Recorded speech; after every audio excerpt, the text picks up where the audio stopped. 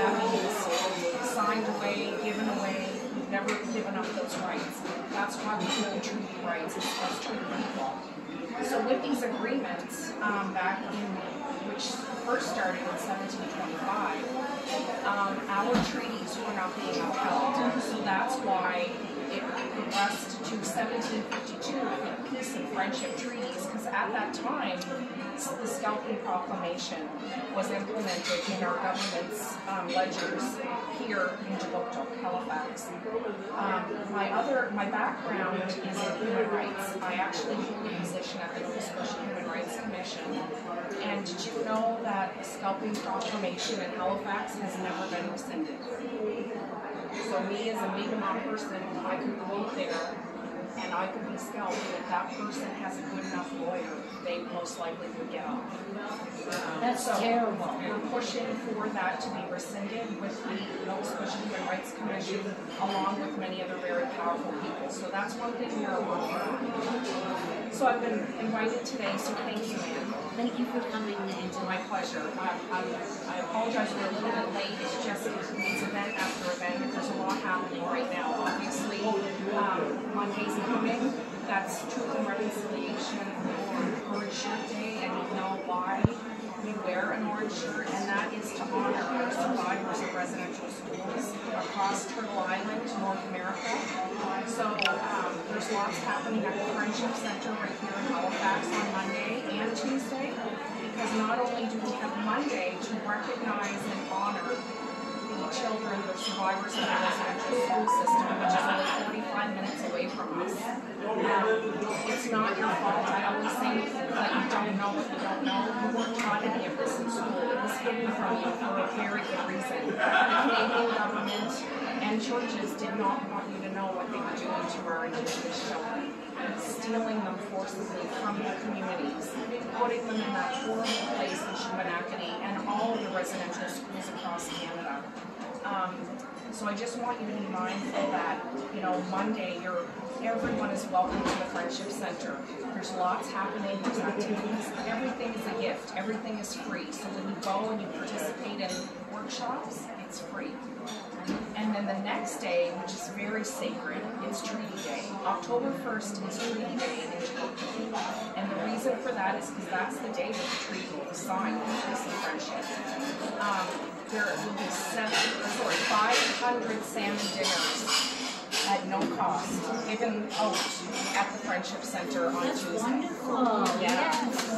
So you're all very welcome. Please, I'll be there serving, so hopefully I'll get to see. I hope everyone can show up.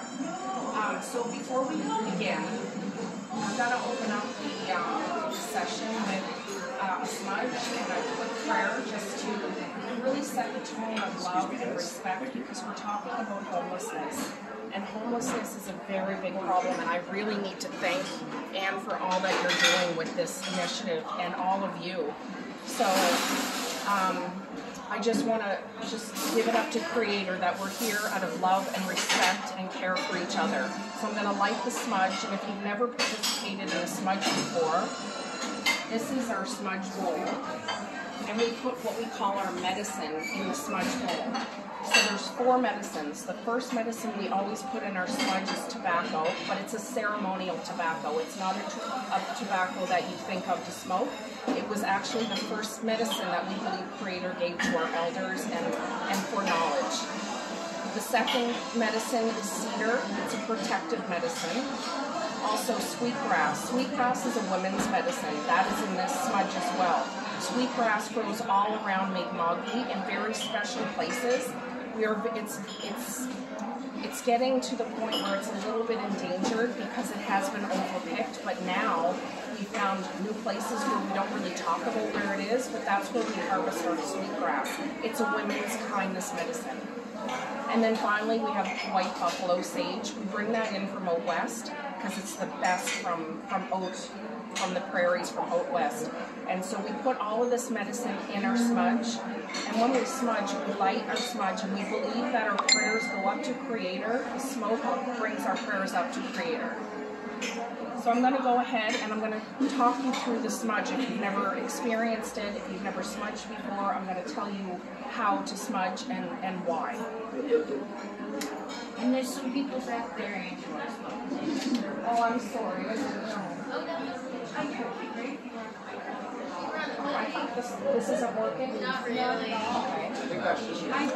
No, it's working. It's more because we're live streaming and. But do you guys prefer to come sit in the front with us? We just didn't see any chairs to sit. What was that? We just didn't see anywhere to sit. Oh, okay. Or unless you sit closer, okay. Many years ago, I a special elder, and so our evil father would use our smudge to fan the smudge. So, to start, we smudge our hands so that we do good things, kind work. We bring the smudge over our mind to think kind, good, loving thoughts. Smudge to our eyes so that we can see the best in everyone and always see the best in life. Smudge our ears so that we can hear only the good that people have to say to us. Smudge our mouths so that we speak kindness and love and our grandfather teaches everything from love, humility, respect, honesty, all the virtues. When we do the rest of the show, people will be sitting there. Yeah. So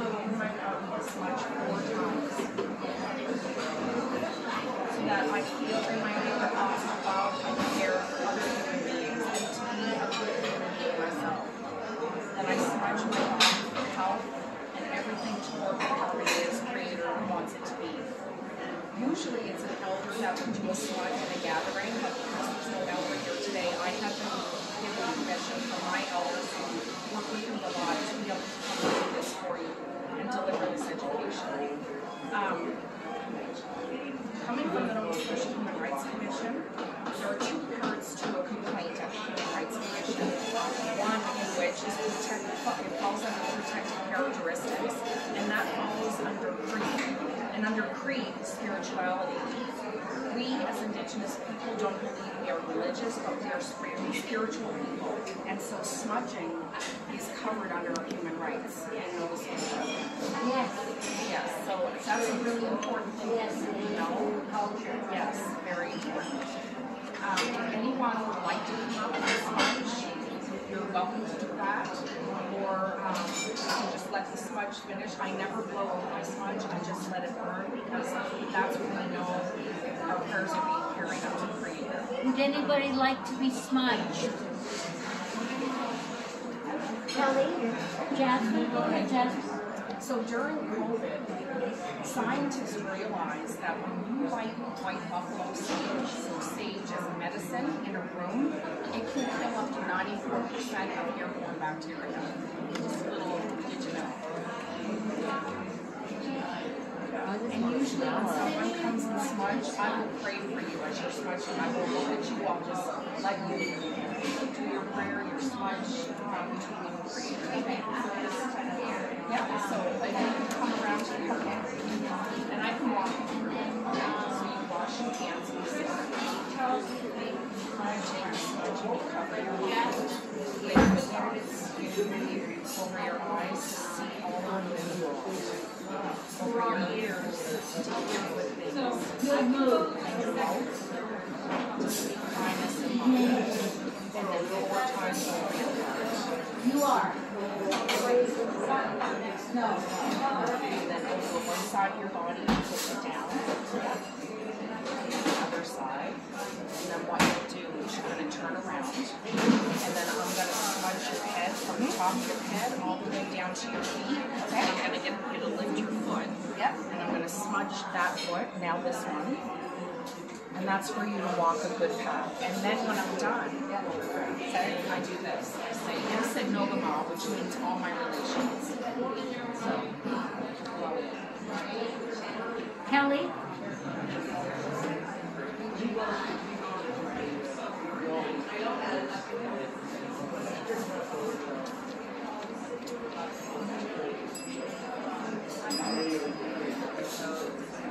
Thank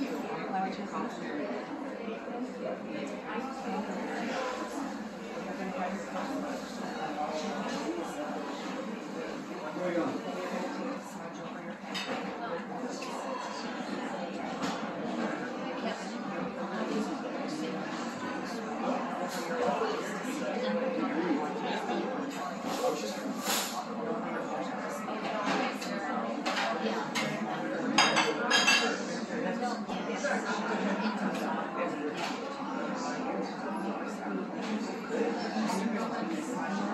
one side of the bottle, push it down, and then use the other side. And then you can turn around, and I'm going to smudge it back.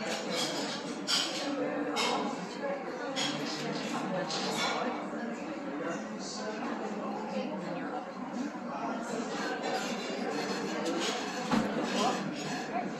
Thank you so much.